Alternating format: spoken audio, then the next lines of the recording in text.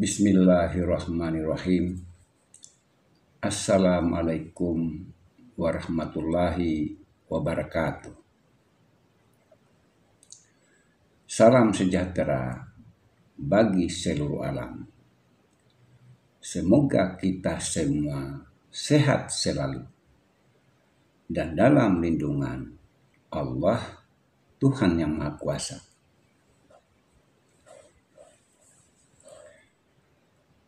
Pada video kali ini, kita akan mencoba membahas tentang siapakah Tuhan dan siapakah manusia itu. Dikatakan dalam hadis qudsi,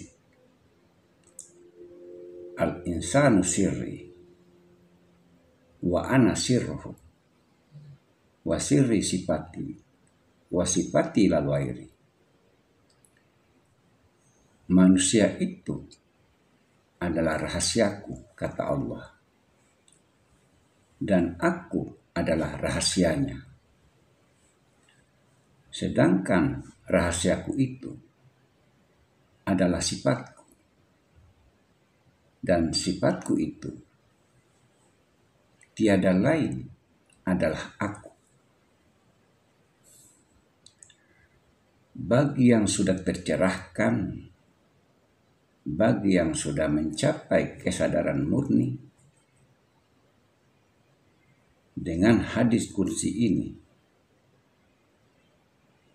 sudah bisa paham dan sudah bisa dimengerti siapakah Tuhan yang bernama Allah itu. Dan siapakah manusia itu? Jadi begini,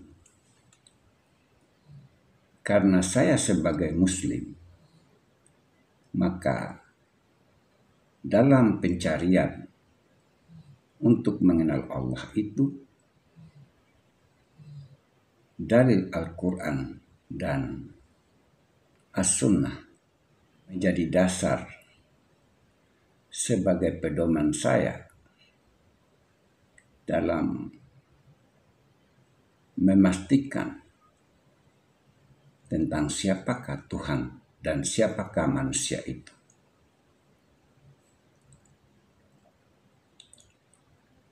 Memang banyak saudara-saudara kita yang lain yang mencari Tuhan dengan cara-cara tertentu, dengan metode-metode tertentu. Tidak masalah. Itu tidak masalah. Selama dalam pencarian itu adalah dengan tujuan untuk mengenal Tuhan dan mengenal siapakah sesungguhnya manusia itu. Berdasarkan hadis yang saya katakan tadi, bila dipahami intisari daripada maknanya yang sebenarnya, bisa disimpulkan siapakah manusia itu dan siapakah Tuhan yang bernama Allah itu.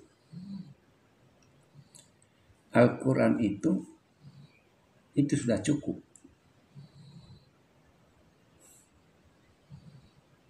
Kalau yang beragama Islam, sudah cukup dalil Al-Quran itu sebagai dasar untuk mengenal Tuhan, untuk memperkuat keyakinan, sehingga keyakinan kita tentang Tuhan tidak menjadi abu-abu, tidak membuat kita menjadi bingung atau ragu-ragu. Memang banyak cara-cara lain dalam memahami atau mengetahui tentang konsep ketuhanan itu. Akan tetapi, kalau saya memandang pencarian tentang konsep ketuhanan dengan berbagai pendapat dan pandangan yang muncul dari berbagai pihak, maka kita akan menjadi ragu karena masing-masing para pemikir atau para ahli ilmu, khususnya ahli tafsir, banyak berbeda pandangan, banyak yang berbeda pendapat, terutama tentang persoalan ketuhanan. Bagi yang sudah tercerahkan dan yang sudah mencapai kesadaran murni, maka di sini tidak perlu lagi kita jelaskan. Karena kenapa? Untuk menjelaskan makna secara mendalam atau secara hakikat tentang konsep ketuhanan itu, sedangkan pemahaman atau kemampuan memahami tentang konsep ketuhanan itu manusia berbeda-beda. Berbeda-beda manusia di dalam memahami atau memaknai tentang konsep ketuhanan itu. Ada yang masih di level pemula dan ada yang sudah di level hakikat atau di level makrifat. Nah, yang dijaga atau yang dikhawatirkan adalah bagi yang masih pemula, bagi yang pengetahuannya masih di level syariat, untuk membicarakan tentang hakikat ketuhanan itu tidak bisa di sembarang tempat. Ada adabnya, ada aturannya. Karena kenapa? Pembahasan tentang konsep ketuhanan itu sangat sensitif. Apalagi membicarakan hal-hal yang sulit untuk dipahami. Makanya dalam pencarian tentang ilmu ketuhanan itu, bagi yang sudah paham atau yang sudah tercerahkan, yang sudah di level makrifat, yang benar-benar sudah makrifat, maka tidak bisa sembarangan bicara, tidak bisa sembarangan ngomong. Sangat sensitif persoalan tentang konsep ketuhanan itu.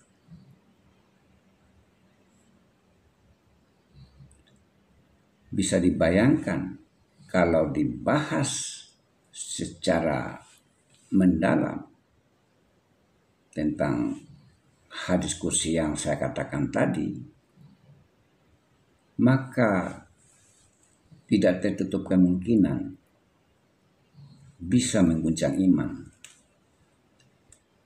bisa mengguncang keimanan saudaraku.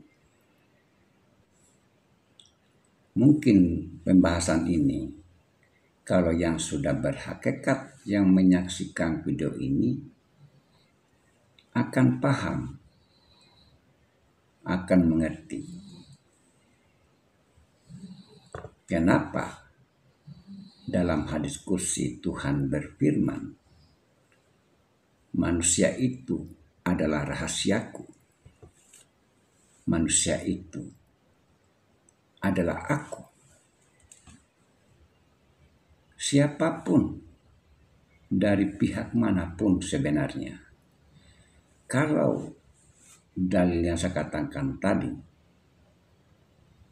bisa dipahami, bisa dimengerti, maka akan lahir suatu pemahaman yang tidak mudah dipahami oleh sembarang orang.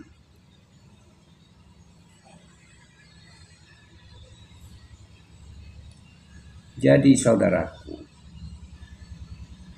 mohon maaf, saya tidak bisa menjelaskan tentang kedudukan manusia itu sesungguhnya. Saya tidak bisa menjelaskan di sini.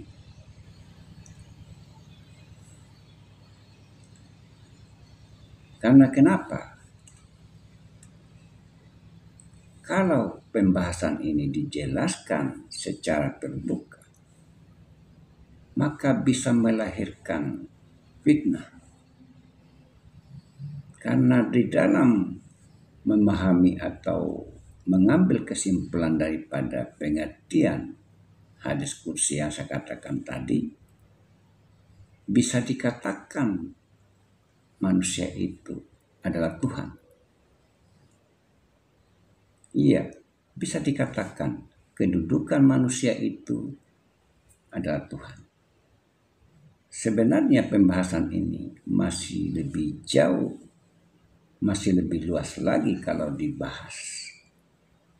Tapi sekali lagi, mohon maaf, saya tidak bisa menjelaskan di sini. Karena dengan pertimbangan, tidak semua orang bisa paham, tidak semua orang bisa mengerti.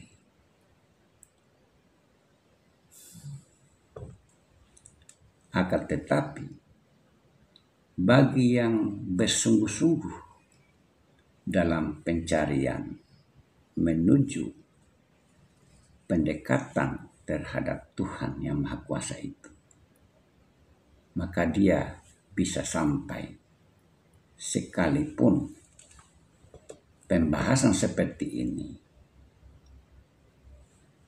tidak dijelaskan secara terbuka.